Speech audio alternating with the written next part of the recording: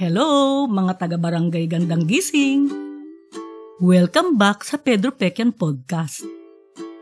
Ngayong araw, ikikwento ko po sa inyo ang story 4 sa Ay Parang Tanga, Volume 1. Pwede pong i-view sa Wattpad ang istorya. Kung gusto po niyong magbasa habang nakikinig, i-click niyo po ang link sa description. If at any point nagustuhan po ninyo ang istorya, pa-like, comment, at subscribe naman. Salamat po!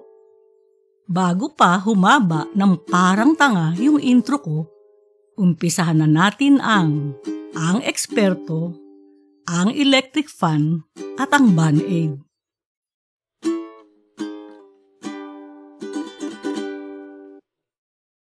Bata pa lang si Mang Usga, magaling na siyang mangusga. Tao, bagay, sitwasyon, kahit na ano, kahit na saan, kakaiba ang kanyang abilidad na makaintindi. Maraming natutuwa sa kanya dahil laging tumatama ang judgment niya. Ngunit, marami rin ang naiinis. Tingin ng iba, judgmental siya dahil mahilig siyang manghula on the spot na mga magaganap at kung bakit naganap ang mga naganap na. Para kay Mang Usga, hindi siya judgmental. Sinasabi niya lang ang tingin niyang nangyari o mangyayari. Wala siyang pakialam kung ano ang sabihin ng iba. Kahit kailan, hindi niya pinagsisihan ang kahit anong hinusgahan niya hanggang ang nakaharap niya ay ang eksperto, electric fan at Band-Aid. Nagsimula ang istorya ng isang umaga na lang, pinihit ni Mang Usga ang switch ng electric fan nila sa salas at hindi ito umandar. Ay, parang tanga! Elsa! Elsa! Nangangaykay na dumating si Aling Usga sa salas. Bakit? Bakit? Elias, ano nangyari? Hindi ba, kabibili mo lang nito nung isang linggo? Inginuso ni Mang Usga ang electric fan. Sira na? Teka! Suminghot-singhot si Aling Usga. May umaamoy, Elias. Parang amoy sunog. Ano yun? Nanlaki ang mata ni Mang Usga at mabilis hinugot ang electric fan. Kumunot ang noo nito nang masulyapang may itim-itim na sa likod nito, kung saan nandoon ang motor. Elsa, kaya umaamoy na. Nasunog na ng parang tanga yung motor. Lumapit si Aling Usga at nagulat na mukhang ganoon na nga ang nangyari. Ay, ano ba yan? Kabago-bago niyan. Kabibili ko lang niyan last week. Yun nga rin ang alam ko. Hindi ako magtataka kung kay Dina mo na naman to binili.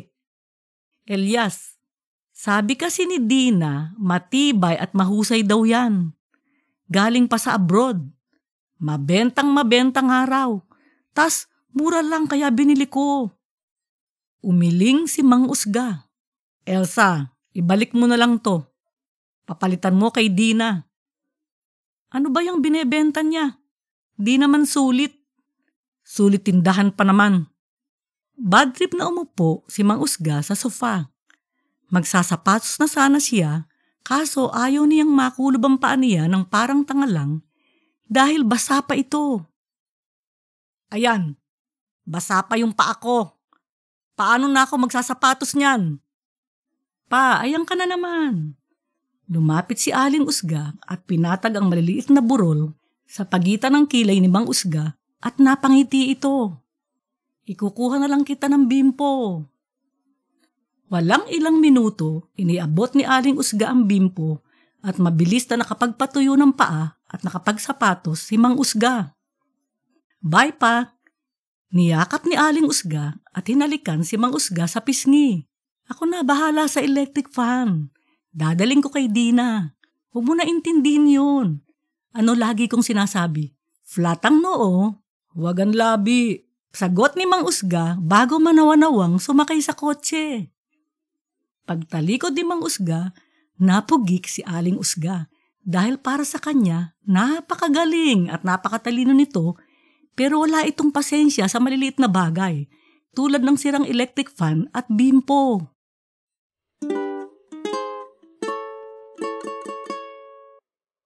Kinabukasan, pupungas-pungas pa na bumaba si Mang Usga sa hagdan para mag-agahan. "Hello pa," bati ni Justice. Nang hindi siya napansin ng tutulog-tulog na papa niya, nagtinginan sila ni Junior at nagpugikan. Tutulog-tulog pa rin na umupo si Mang Usga at humigop ng kaping inihanda ni Aling Usga.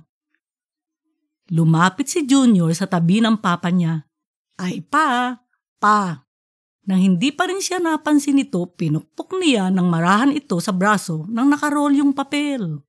Napapitlag si Mang Usga at napalingon.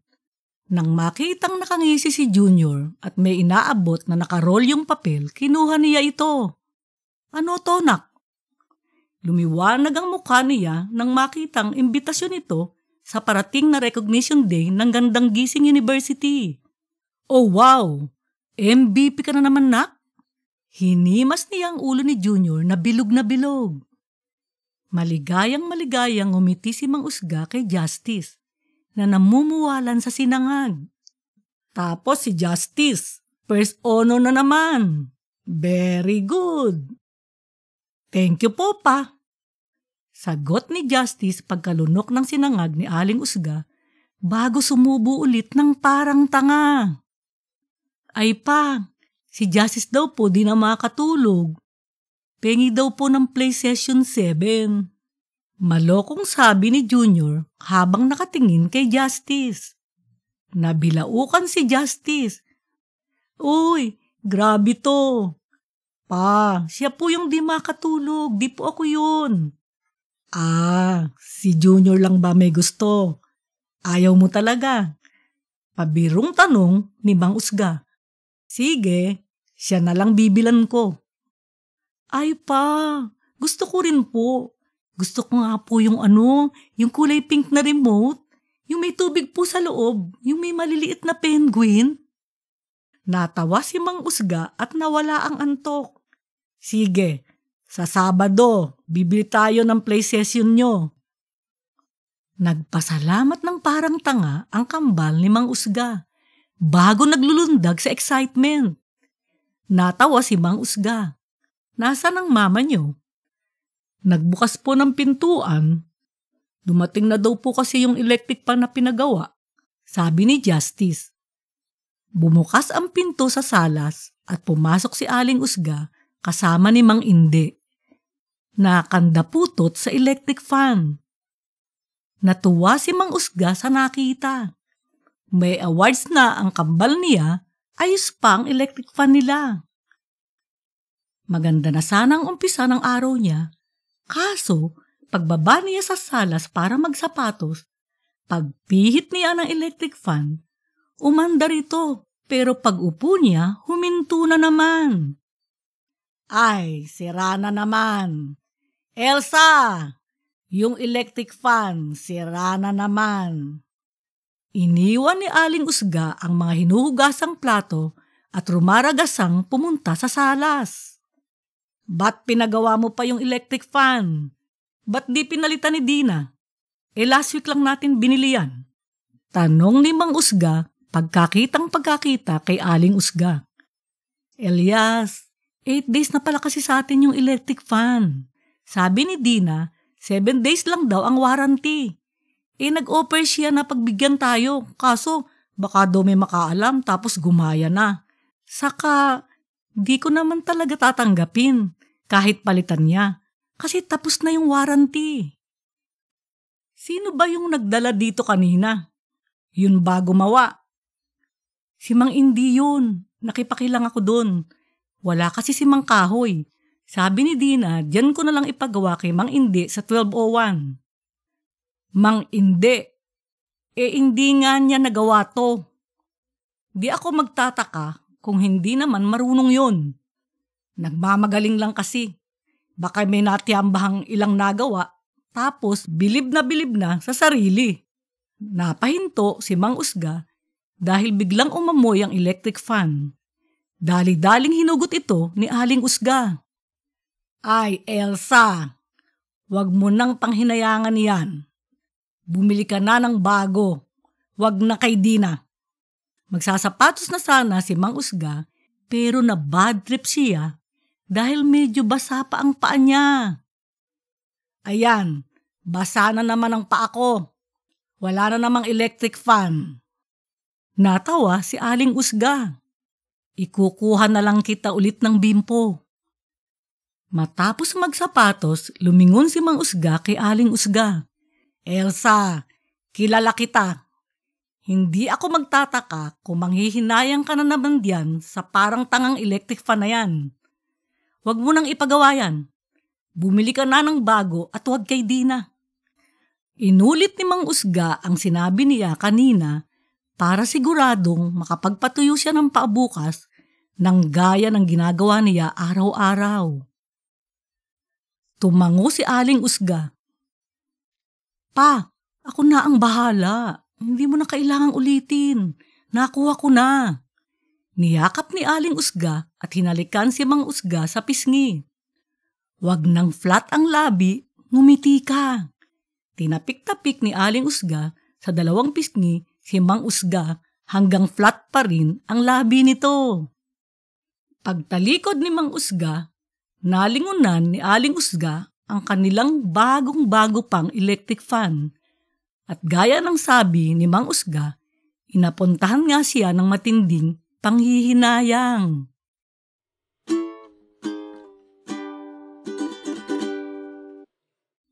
Kinabukasan ng umaga, hindi na nagtaka si Mang Usga na sila ni Aling Usga ay nandito na naman kasama ng electric fan na hindi lang umamoy, nagliyab pa. Elsa, hindi ba sinabi ko na kahapon, napalitan na ito? Nang hinayang ka pa rin. Oo, kasi bagong-bago pa kasi yung electric fan, Elias, kaya pinagawa mo na naman doon sa mga hindi na yon, na hindi marunong gumawa.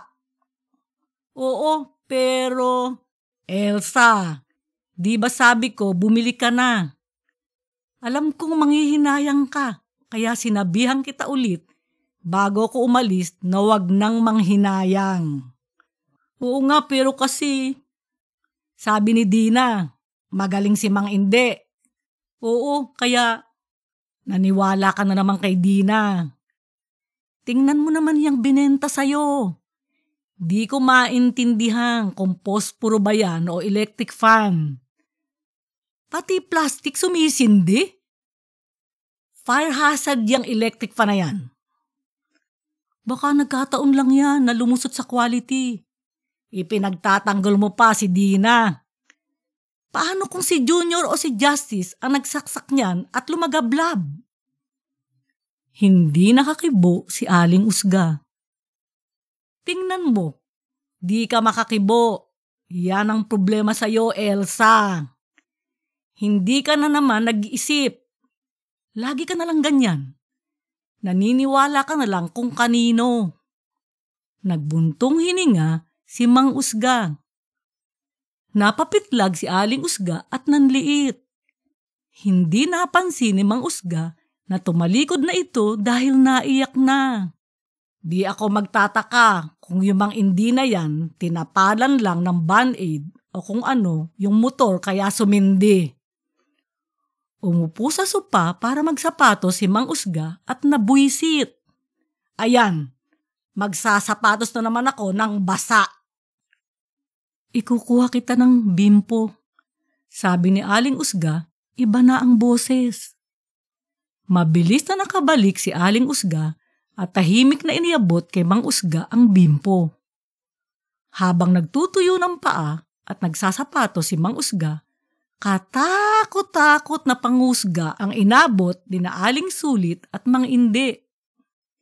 Nang magpapaalam na siya kay Aling Usga bago umalis, nakita niyang sumisimpleng nagpapahid ng luha ito.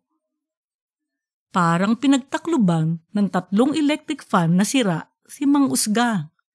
Mukhang nasobrahan siya. Elsa, okay ka lang ba? Recognition day ng mga bata mamaya. Sa sobrang lamig ng pagkakabitaw ng mga salita nito, medyo nangaykay sa ginaw si Mang Usga. Nang para bang nakatodo ang aircon, kahit hindi naman naka-aircon at sira pa ang electric fan. Bago pa makapag-sorry si Mang Usga, tumalikod na si Aling Usga. Walang ilang segundo, narinig ni Mang Usga na suminghot ito.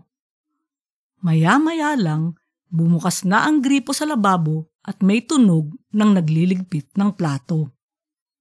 Flat ang labi at hindi ang noo na sumakay ng kotse si Mang Usga.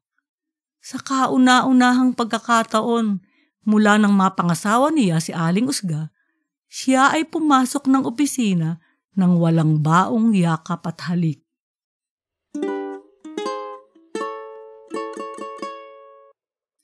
"3:10 na," sabi ni Aling Usga pag-upo ni Mang Usga sa tabi niya. Nalungkot si Mang Usga kasi hindi man lang nag-hi o hello si Aling Usga, tapos na-late pa siya sa recognition day. "Nahuli kasi ako ng pulis," mahinang sinabi ni Mang Usga habang nagsasalita ang prinsipal sa entablado. "Ha? Ano nangyari? Okay ka lang ba?" Na-tense ng parang tanga si Aling Usga. Nakampante si Mang Usga nang makitang alalang-alala si Aling Usga na sinisipat siya kung nasaktan ba siya. "Tinikitan lang ako, okay lang ako, di mo kailangan mag-alala." Kumunot ang noo ni Aling Usga. "Bakit umabot sa natikitan ka na? Ano nangyari? Minabangga ka ba?" "Napahinto kasi ko sa may pedestrian crossing. Traffic kasi. Tapos nung nag-green light na, hindi ako naggas. Di ko kasi napansin." "Elias, paanong di mo napansin? Natikitan ka tuloy. Ba't ba kasi hindi ka nakapokus? Nasa manibela ka. Lumalampas ka pa sa pedestrian crossing. Ano ba nangyayari sa'yo?" Medyo natigilan si Mang Usga. "Distracted kasi ko. Napalalim ako ng isip." "Napalalim ng isip? Elias, nagdadrive ka. Hindi safe yung ginawa mo. Hindi ka naman natitikitan dati. May nangyari ba sa office?" "Ay, hindi importante. Hayaan mo na yon, Elsa." "Hayaan ko na. Kasi hindi ko maiintindihan. Tanga kasi ko." Tumingin ng diretso si Aling Usga sa entablado. "Elsa, hindi yun ang..." "Nasa recognition day tayo," nagsasalita si Sana. Hindi siya pinatapos at nilingon ni Aling Usga. Nalungkot si Mang Usga. Bakit ba kasi hindi pa niya sinabi kay Aling Usga na kaya siya nawala sa focus kasi iniisip niya kung paano magsosorry dito. Pakiramdam niya, high school sila. Naisip niyang malamang effect iyon ng auditorium ng alma mater nila sa kanya. Bago tayo mag-award sa ating mga katangi-tanging mag-aaral, pakinggan natin ang ating espesyal na panauhin ngayong hapon. Siya ang pinakatanyag na mekaniko sa Kalye 1201. Dito siya isinilang at lumaki sa Barangay Gigi. Kapitbahay ko siya dati sa May Lubak at ngayon sa 1201. Naging kaklase ko rin siya nung pangalawang baitang sa mataas na paaralan ng San Balaho sa May Lubak. Siya ay natuto ng pagmemekaniko sa, sandali lang mga mag-aaral at magulang. Humango si Binibining Dibano patungo sa gilid ng entablado. Kumunot ang noo ni Mang Usga at mahinang kinausap ang sarili. Pinakasikat na mekaniko sa Kalye 1201? Ano yun? Bakit 1201 lang? Di ako magtataka kung ito yung Mang Indi na nirekomenda ni Dina. Tas, ba't yung principal ibig ng kiligin sa entablado? Ay, parang tanga. Walang ilang segundo, kinilig nga ng parang high school si Binibining Dibano bago sumilip sa likod ng kurtina. Napailing si Mang Usga. Si Aling Usga naman pilit na ikinubli ang pugik sa samid dahil narinig niya na sinabi ni Mang Usga na ibig ng kiligin ni Binibining Dibano. Tapos kinilig nga ito. Nagkapag-asa si Mang Usga dahil mukhang narinig ni Aling Usga ang bulong niya at napatawa niya ito.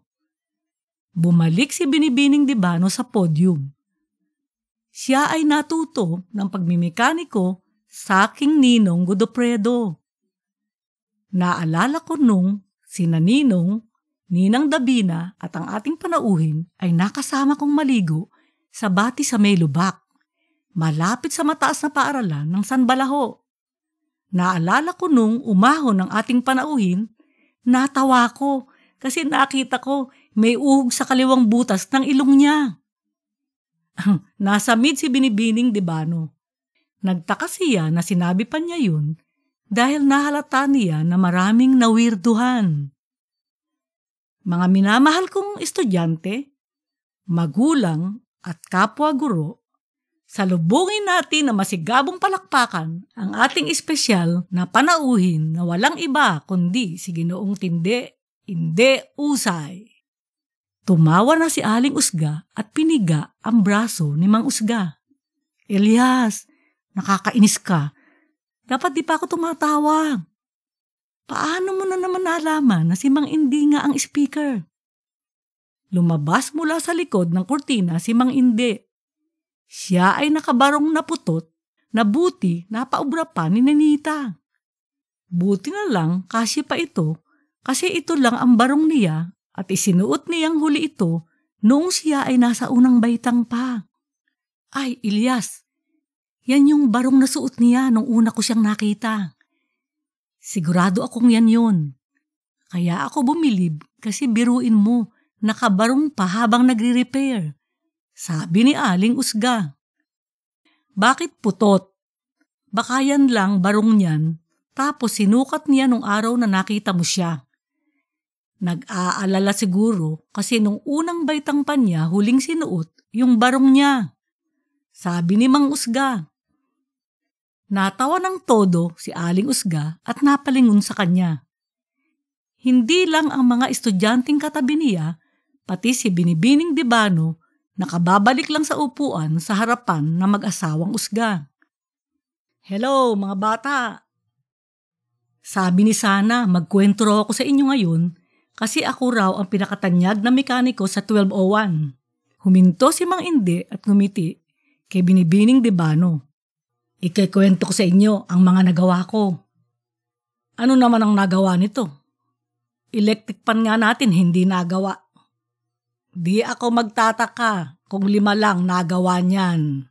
Bulong ni Mang Usga, lihim na sumulyap kay Aling Usga. Tinakpa ni Aling Usga ng panyo ang ngiti niya at hindi lumingon kay Mang Usga.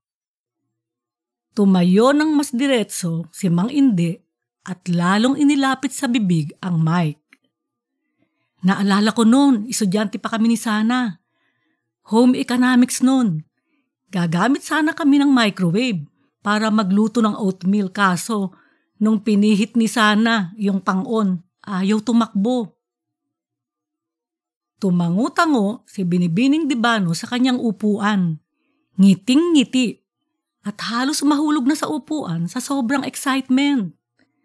Kumunot ang noo ni Mang Usga dahil halatang halata na ang kilig ni Binibining Dibano at hindi niya maintindihan kung bakit ito kinikilig kay Mang Indi. Alam niyo ba kung ano nangyari mga bata? Makalipas ang walang 1 minuto. Mas mabilis pa sa dagang hinahabol ng elepante kung tumakbo yung microwave. Hehe, nakuha niyo ba mga bata? Napalingon si Aling Usga kay Mang Usga sa sobrang corny. Walang natawa sa buong auditorium maliban kay Binibining Dibano na hindi malaman ng mag-asawang Usga kung talagang natawa sa sinabi ni Mang Indi o dahil si Mang Indi ang nagsabi kaya natawa. Matapos umani ng halakhak ni Binibining Dibano, nagningning ang mga mata ni Mang Indi sa entablado. Mga bata, alam niyo ba kung ano ginawa ko? Napailing si Mang Usga at bumulong ulit para magpapansin kay Aling Usga. Pinukpok niya siguro yon. Masyadong mabilis. Magtataka ako kung nagkalkal yan. Tuwang-tuwang ipinagmalaki ni Mang Indi na pinukpok nga niya iyong microwave kaya umandar ito. Pumalakpak ng parang tanga si Binibining Dibano, iyong iba naman nagtinginan at nagtawanan. Nabugan na si Aling Usga bago tumawa hanggang magkandaluha. Sa sobrang tuwa, piniga niya sa braso si Mang Usga. Nag-umpisa ng ganahan muli sa buhay niya si Mang Usga. Tapos, naalala ko nung 18 ako. Pinabalik ako ni Sir Dibano sa school namin ni Sana. Tandang-tanda ko yung sirang aircon na yun. Kasi isa yun sa 5 bagay na nagawa ko, mga bata. Elias, 5 nga lang ginawa niya. Paano mong nalaman? Bulong ni Aling Usga. Hindi na naman mapigil ang tawa. Tuwang-tuwa na si Mang Usga sa sarili niya. Nung dumating ako, nakaupo pa nga si Sir Dibano sa sofa, nangungulangot. Umugong ang reklamo ng mga mag-aaral at magulang sa sobrang pandidiri. Sa kabila ng malakas na reklamo ng mga dumalo, nangibabaw pa rin ang tawang may halong kilig ni Binibining Dibano na tuluyan ng nahulog sa upuan. Mga bata, alam niyo ba kung paano kong inayos yung aircon? Nag-umpisang mag-usap-usap at sumagot ang mga dumalo, pero nangibabaw ang malakas na boses ni Mang Usga. Hinugot mo, tapos isinaksak mo ulit. Tama, may talento ka sa panghuhula. Ganadong sagot ni Mang Indi, ngiting-ngiti kay Mang Usga. Maluwag na ang dibdib ni Mang Usga dahil kanina pa niya napapatawa ng parang tanga lang si Aling Usga. Nang mag-umpisa itong sinukin, inabutan niya ito ng bote ng tubig. Kinuha ni Aling Usga ang bote at uminom. Elsa, kaya ako natikitan. Kasi iniisip ko kung paano magsosorry sa'yo. Maghapon akong di mapakali. Naligaw iyong tubig sa ilong ni Aling Usga. Parang tanga to. Totoo nga, maghapon kitang naiisip kasi hindi ko matandaan kung kailan ako huling pumasok nang hindi man lang ako nag-goodbye kiss at nag-hug. Nakangiting tanong ni Aling Usga. Tunaw ang inis. Oo, yun. Pumunta ka na lang sa kusina, tapos naghugas ka na lang ng plato. Kasi naman, alam mo yung sinabi mo. Oo nga, alam ko nga. Kaya nga ako na-guilty. Natikita na nga ako, kaiisip kung paanong magsosorry. Ano, nakangiti ka na? Okay na ba tayo? Hindi napansin ni Aling Usga na nakangiti na nga pala siya, kaya manawa-nawa siyang tumango. Kahit hindi direktang nagsorry si Mang Usga, alam niyang nagsisisi na ito. Saka kilalanan niya ito. May mga oras na matalim itong magsalita, pero mabait naman. Nang mabalik ang atensyon ni Mang Usga at Aling Usga kay Mang Indi, katatapos lang nitong magkwento ng ika-4 na nagawa at magandang-maganda ang ngiti. Mga bata, alam niyo ba kung paano kong naayos yung sirang charger ni Sana? Binali-bali mo hanggang gumana. Tapos nilagyan mo ng Band-Aid. Automatic na malakas na sagot ni Mang Usga at nabuga na naman si Aling Usga.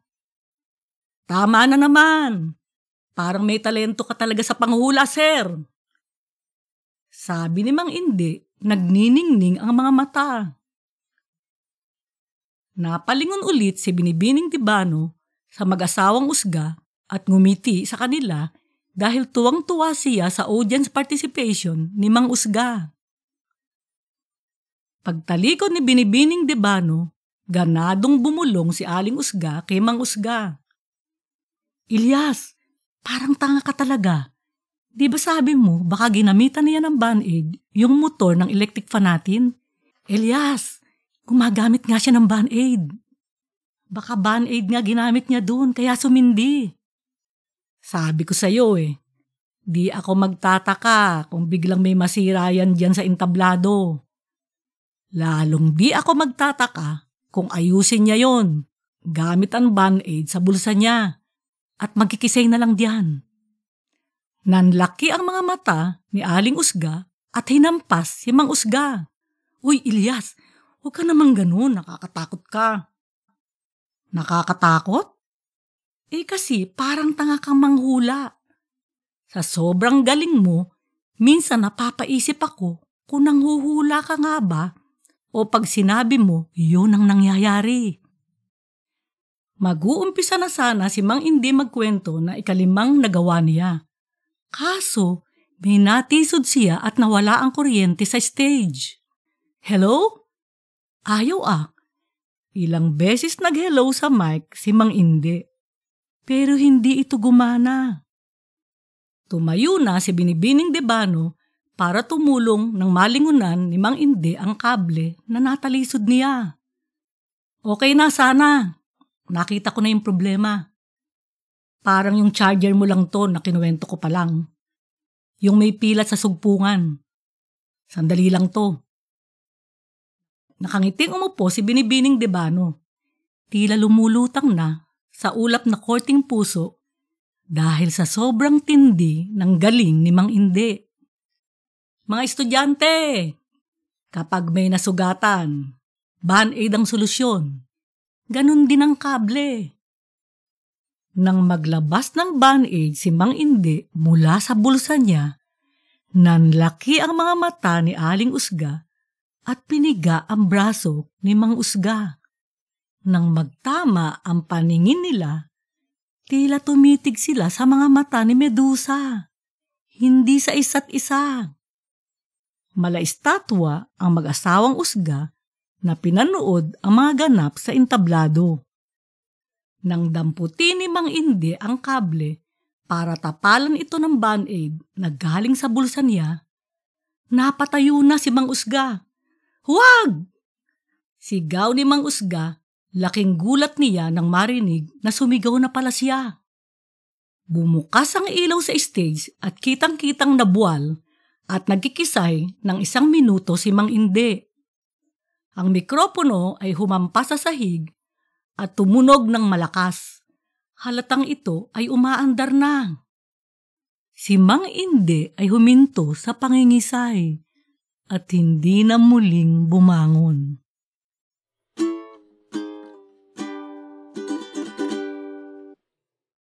Pagkababa ng bagong bukas na bote ng wine sa counter, tinungga ito ni Mang Usga hanggang mga lahati. Sana, paano mo naging kaibigan si Mang Indi?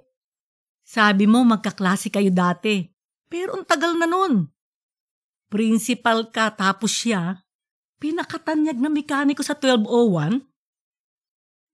Noong nagtagal sa pagsagot si Binibining Debano, kinabahan si Mang Usga dahil akala niya magagalit, pero umiling lang ito. Alam mo, yan ang kinatatakot kong maitanong sa akin sa buong buhay ko. Pero ikaw pa lang ang nagtanong sa akin yan. Hindi alam ni Mang Usga kung ano isasagot, kaya uminom na lang siya ng wine. Dapat hindi ko na pinagtagal. Dapat hindi ko na ikinahiyang kasama siya sa buhay. Kasi naman alam mo ba kung ano nakukuha niyang grade nung high school? Ano? Pakiramdam ni Mang Usga hindi mataas. 75, laging ganun. Kahit anong subject. Natawa si Binibining Debano tapos naiyak. Heto na naman ako. Nagdadahilan na naman. Wala na nga siya, puro dahilan pa rin ako. Baka sinuwerte pa siyang hindi natuloy ang kasal namin kasi ganito ko. Hindi alam ni Mang Usga ang gagawin. Hindi siya magaling sa mga ganitong sitwasyon. Ang alam niya, nalulunod na si Binibining Debano. Sana, wag namang ganyan. Hindi ba sabi mo, hindi natuloy ang kasal nyo. Ibig sabihin, hindi ka na nagdadahilan. Pinili mo na siya. Saka, nung recognition day, kinuwento mo lang kung paanong lumabas ang sipon niya nang walang hiya-hiya. Pinili ko nga siya pero pinagtagal ko ng parang tanga. Alam mo ba, high school pa lang kami. Sinabi na niya na may gusto siya sa akin, pero tinawanan ko siya. Sabi ko, magkaibigan kami. Saka bata pa kami. Nung makatapos ako sa kolehiyo, umattend siya ng graduation ko. Wala siyang pinagbago. Hindi pa rin maalis ang ngiti sa mukha niyang napakadaling basahin. Nagpahid ng luha si Binibining Debano gamit ang kamay niya. Nagparamdam ulit siya noon pero sabi ko gusto kong magtrabaho pero sa totoo lang hindi yun ang totoong dahilan. Di ko ma-imagine na siya ang ipapakilala kong boyfriend sa mga co-teachers ko. Yumuko si Binibining Debano. Lagi siyang nagpaparamdam pero lahat ng dahilan ginamit ko. Ngayon wala na siya. Huli na lahat. Kinawayan ni Mang Usga yung bartender para bigyan ng tissue si Binibining Debano. Kung hindi ko pa nakausap yung tatay ko last year, nung 50th birthday ko, baka hindi ko pa rin sinagot si Inde. Sinabi ko sa tatay ko na kaya ko lang hindi sinasagot si Inde kasi tuwing ini-imagine ko na ipapakilala ko siya sa iba, mahihiya ako. Biruin mo, principal ako ng isa sa mga pinakatanyag na universidad sa buong bansa. Tapos si Inde ang ipapakilala ko. Pero sa totoo lang, ako ang nakakahiya, hindi siya. Kaya pati tatay ko ikinahiya ako. Naalala ko yun. Nung ko lang siya nakitang na-disappoint sa akin.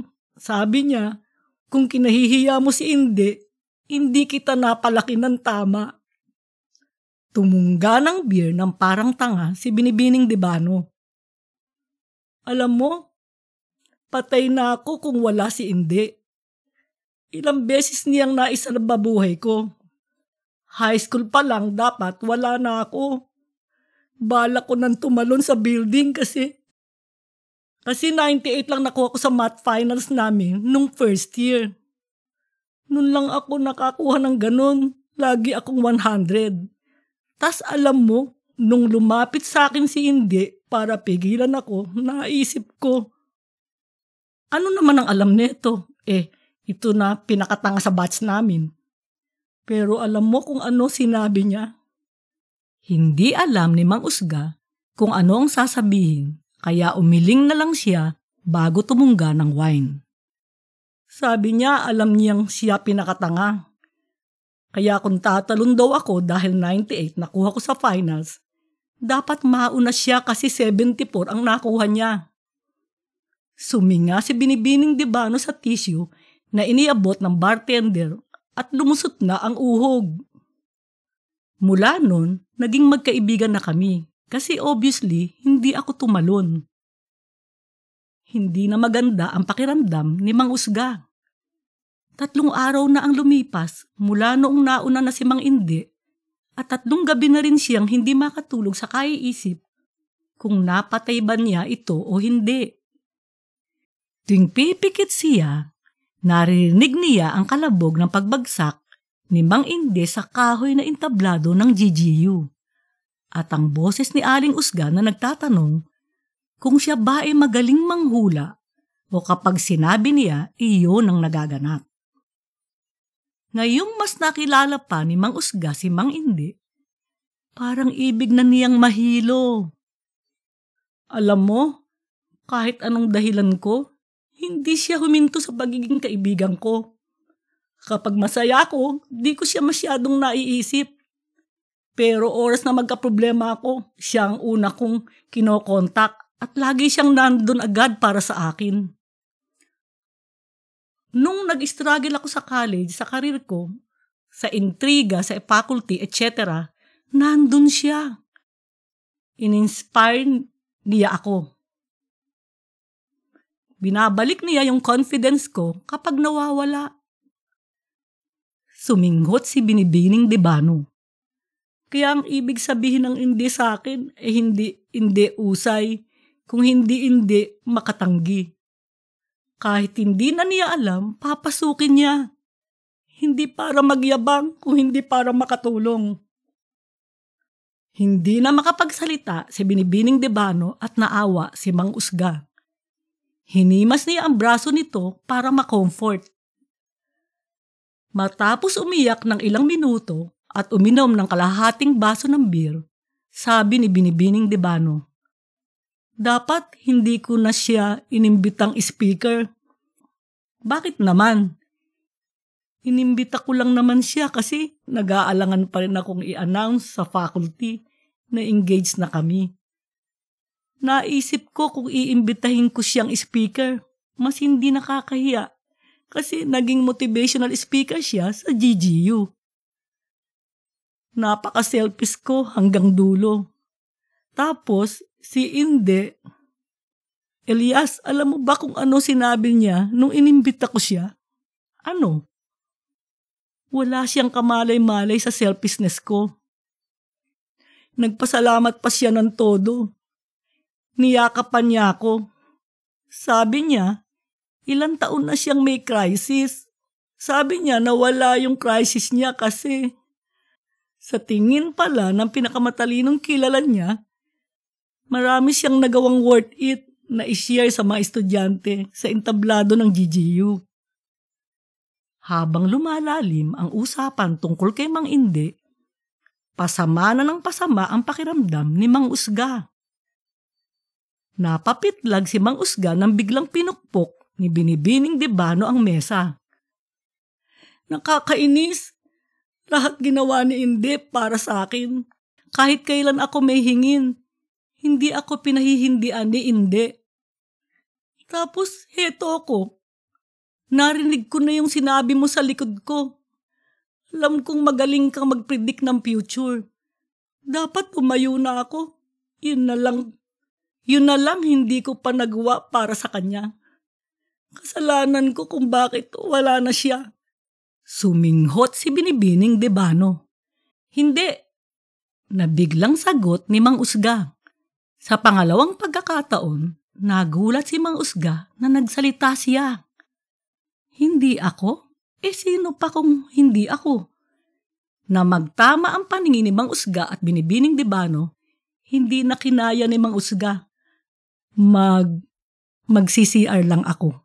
Tumango si Binibining Debano at uminom ng beer. Halos hindi na makahinga si Mang Usga pagtayo sa upuan niya. Sa halip na pumunta sa banyo, lumabas siya ng bar at dumiretso sa kotse niya. Hindi na niya mabuksan ang pinto ng kotse sa sobrang panginginig. Biglang tila hindi na siya makahinga sa sobrang init, kaya naghubad siya ng pangitaas at nag-umpisang maglakad pa uwi. Ilang araw na siyang nag-iisip kung papaanong ma-rule out na pinatay niya si Mang Inde. Naisip niya na ang paraan lang ay mag-isip ng hula niya na hindi nangyari. Kasi kung ganoon, siya ay totoong magaling lang mangusga. Hindi siya tila isang Panginoon na His will be done. Ang problema, kahit anong isip niya, wala siyang maisip na pruweba. Bakit ba kasi pinili niyang usgan ng parang tanga si Mang Inde para magkabati sila ni Aling Usga? Bakit ba kasi hindi na lang siya nagsorry? Nakapatay tuloy siya ng tao. Napahinto si Mang Usga sa naisip niya. Nakapatay siya ng tao. Walang ilang segundo, biglang nakakita ng liwanag si Mang Usga. Mukhang kukunin na rin siya. Mukhang magkakasama na sila ni Mang Inde. Sa lalim ng iniisip, hindi niya narinig na may kasamang sirena ng pulis ang ilaw na nakita niya. Pumarada sa tabi ni Mang Usga ang kotse ng pulis at bumaba ang anak ni Ginoong Tino na si Matt. Tito Elias, bakit po kayo nakahubad? Lasing po ba kayo? Alam niyo pong bawal yan. Kailangan ko po kayong arestuhin. Natuwa si Mang Usga na dumating na ang pulis dahil nasagot na niya ang tanong ni Aling Usga. Mat, nakapatay ako. Arestuhin mo na ako. Sabi ni Mang Usga bago tuluyang himatayin. Maraming salamat po sa inyong suporta. Kung nagustuhan ninyo ang eksperto, ang electric fan at ang Band-Aid, please like, comment, share, and subscribe. Kung gusto ninyong ma-notify tuwing may bagong istorya, pindutin nyo na rin ang notification bell. Ang lahat ng kwento ni Pedro Pecchian ay nasa Wattpad din. Link in the description. Please share, comment, and leave a star. Kita-kita tayo ulit sa Story 5. Mang Inde, maawa ka.